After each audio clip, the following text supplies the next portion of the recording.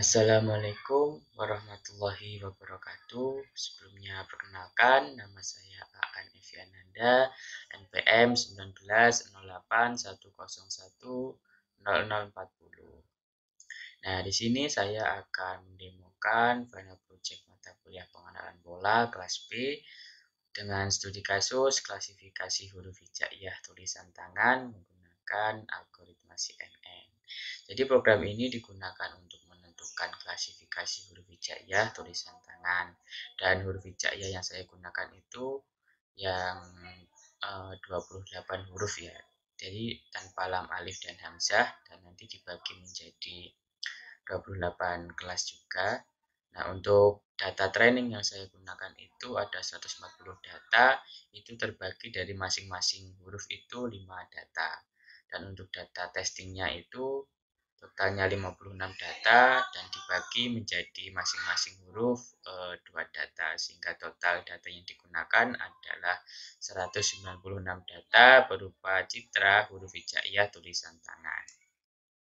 Nah, langkah yang pertama ini kita import dulu library yang kita gunakan ya. Di sini ada TensorFlow, ada Kerasnya juga, ada Matplotlib, ada NumPy, skimage, sklearn, lalu ada Glob, Time, GV2, dan OS. Nah, untuk library ini yang terpenting adalah TensorFlow yang nanti digunakan untuk pemodelan dan arsitektur CNN-nya.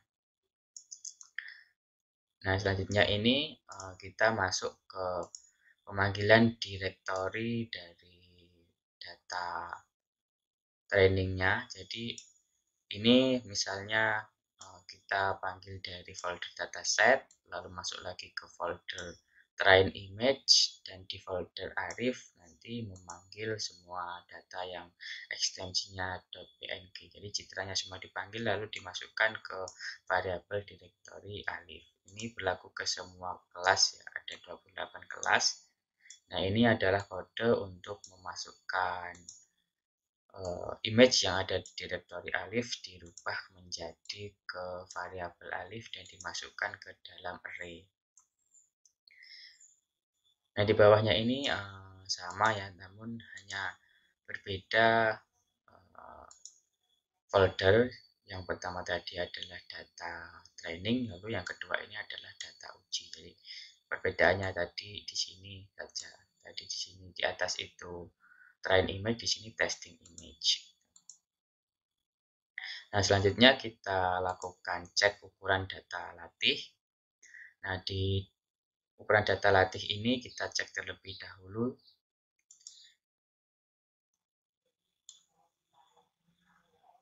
Nah, untuk data latihnya ini dicek jumlahnya 5, ukuran pixelnya itu 32 kali 32 pixel, lalu image-nya itu 3 dimensi. Lalu selanjutnya di sini juga kita cek untuk data ujinya. Nah, untuk data ujinya itu masing-masing kelas ada 2 image, ukuran pixelnya sama 32 kali 32 pixel, lalu image-nya itu 3 dimensi. Nah, selanjutnya kita gabung semua dari data latih huruf hijaiyah mulai dari kelas alif sampai kelas ya. Nah, setelah itu digabung dan ditemukan total data itu 140 data. Lalu kita tampilkan matriksnya. Jadi di sini matriksnya karena ukuran datanya itu 32 kali 32 pixel, jadi matriksnya itu sudah kecil, tidak perlu dinormalisasi nanti. Nah, selanjutnya juga sama untuk data ujinya, kita gabung semua kelas, lalu kita cek ukurannya. Nah, di sini totalnya 56 data, 32 kali 32 pixel untuk ukurannya. Dan kita tampilkan matriksnya juga. Nah, selanjutnya kita lakukan labeling untuk data latihnya. Jadi di sini saya menggunakan string ya untuk pelabelannya. Untuk huruf alif itu labelnya 0, huruf ba labelnya 1, huruf ta labelnya 2, sampai dengan huruf ya yang labelnya nanti 27.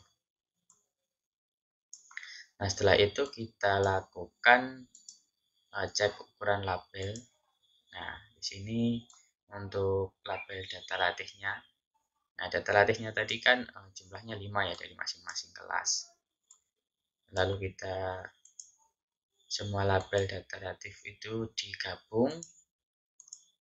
Nah, selanjutnya dilakukan hal yang sama untuk data ujinya. Jadi kita labeling juga untuk data uji, untuk labelnya juga sama, mulai dari string 0 ya sampai dengan 27.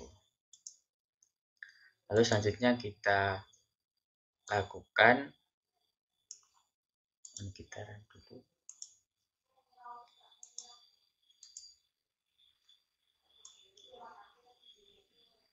Nah, selanjutnya kita lakukan cek ukuran data ujinya. Kita cek. Di sini setelah dicek itu data ujinya jumlahnya 2 di masing-masing kelas. Nah, setelah itu semua label huruf data latih itu kita gabung dan kita tampilkan jumlahnya. Nah, jumlahnya itu ada 56 citra huruf hijaiyah tulisan tangan.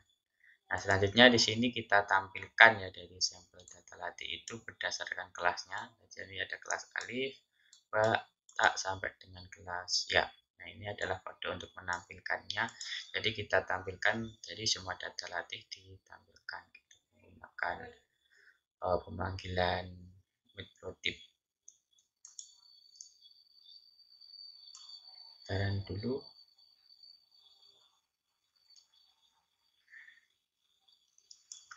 Nah, ini adalah hasil dari pemanggilan data latihnya ya. Jadi data latihnya tadi ada 5 di masing-masing kelas, dari alif, ba, ta sampai dengan ya semua. Nah, selanjutnya kita tampilkan juga untuk data ujinya. Nah, data ujinya juga kita tampilkan. Ini hasilnya juga sama, kurang lebih ada 2 data uji di masing-masing kelasnya. Lalu selanjutnya kita masuk ke pemodelan dari CNN-nya dan menampilkan arsitektur sementara. Nah, di sini untuk pemodelan CNN menggunakan CV2 ya. Jadi yang awalnya citra itu berukuran 32 piksel kali 32 piksel nanti akan dimasukkan ke layer yang pertama, nanti diubah citranya menjadi lebih kecil karena ukuran ininya diperbesar 2 kali lipat, jadi citranya menjadi lebih kecil, lalu dimasukkan lagi ke layer yang selanjutnya dan ukurannya akan semakin mengecil jika layernya nanti semakin banyak. Nah, setelah itu ditampilkan untuk model arsitektur sementaranya dan ini adalah hasilnya. Lalu selanjutnya kita masuk ke pemodelan arsitektur yang sebenarnya. Nah, ini adalah hasil dari model arsitektur yang lengkapnya. Jadi ada konfi 2 dimensi. Jadi sini ada totalnya 896, lalu ada max poolingnya 0, ada conv-nya di sini ada 18.496, lalu 0. Jadi ini akan semakin masuk layernya, ini akan semakin besar parameternya. Jadi sehingga diperoleh total parameternya 110.588.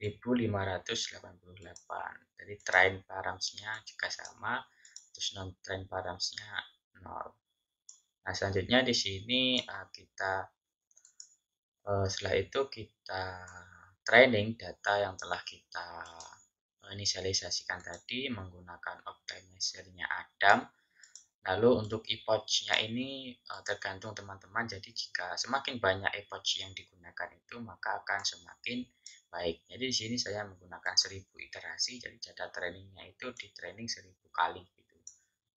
Ini untuk hasil epoch-nya. Lalu setelah itu di sini kita tampilkan akurasi dari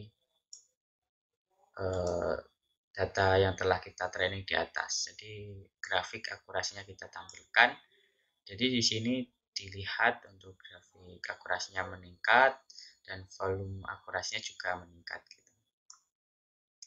Nah, setelah itu kita evaluasi model dari awal sampai training data tadi, diperoleh hasil akurasi itu 44.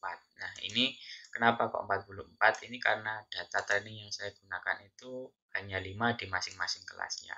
Jadi jika teman-teman nanti ingin akurasinya semakin meningkat, misalnya di atas 70% ataupun 80% ke atas, jadi teman-teman tinggal menambahkan image di data trainingnya tadi. Misalnya saya hanya 5 image, nanti teman-teman bisa menambahkan misalnya 50 image di masing-masing kelas ataupun 100 citra di masing-masing kelas gitu. Jadi nanti volumenya akurasinya juga otomatis akan meningkat. Nah, yang terakhir kita visualisasikan hasil prediksinya dari data uji dengan data training. Jadi kita prediksi data uji yang telah kita inisialisasikan tadi. Jadi sini untuk hasilnya, di sini ada citra yang pertama itu huruf alif yang labelnya tadi 0 dan hasil prediksinya juga 0. Maka ini sistem memprediksi benar gitu. Yang kedua juga sama, ini ada label 0 atau alif dan hasil prediksinya juga 0. Nah, yang kedua ini label huruf 1 ya, ada bak dan hasil prediksinya juga 1. Jadi sistem juga memprediksi benar gitu. Nah, di sini sistemnya memprediksi salah karena label hurufnya 1 bak dan hasil prediksinya 22. 22 itu kalau nggak salah lambang. Nah, itu diprediksi semua citra data testingnya sampai ke yang terakhir. Nah, di sini sampai yang terakhir ada ya label hurufnya 27 dan hasil prediksinya 27 juga gitu. Nah, sekian demo final project dari mata kuliah pengenalan pola tentang klasifikasi huruf hijaiyah tulisan tangan dengan algoritma CNN. Saya mohon maaf apabila ada kesalahan ataupun kekurangan. Sekian, wassalamualaikum warahmatullahi wabarakatuh.